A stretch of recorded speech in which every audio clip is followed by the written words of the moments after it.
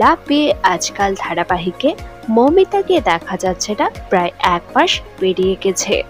তার জায়গায় দেখা যাচ্ছে তৃণা সাহাকে। এইবার মুখ খুলতে দেখা গেল পুরনো শ্রাবণ অর্থাৎ মৌমিতা সরকারকে। বর্তমানে নতুন শ্রাবণের চরিত্রে দেখা যাচ্ছে তৃণাকে।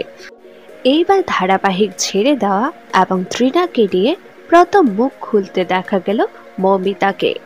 তিনি জানিয়েছেন বর্তমানে তিনি সুস্থ রয়েছেন, ভালো রয়েছেন।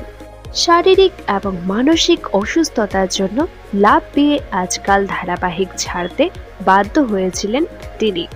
তবে এই অল্প সময়ে দর্শকদের প্রচুর ভালোবাসার জন্য ধন্যবাদ জানিয়েছেন তিনি। শ্রাবণ সকলকে অনুরোধ জানিয়েছেন লাভ পেয়ে আজকাল ধারাবাহিকটি যেন সকলেই দেখুক। এমনকি তৃণার অভিনয় দক্ষতার প্রশংসা জানিয়েছেন তিনি। ধারাবাহিকের মাঝখানে এসে একটা চরিত্রকে প্রতিষ্ঠিত করা সহজ নয়, যা তৃণা খুব সুন্দরভাবে ফুটিয়ে তুলতে পেরেছেন। নতুন কাজে ফিরে আসা প্রসঙ্গে তিনি জানিয়েছেন তিনি কিছু সময় বিরতি নিয়ে আবার নতুন কোনো কাজের মাধ্যমে ফিরে আসবেন।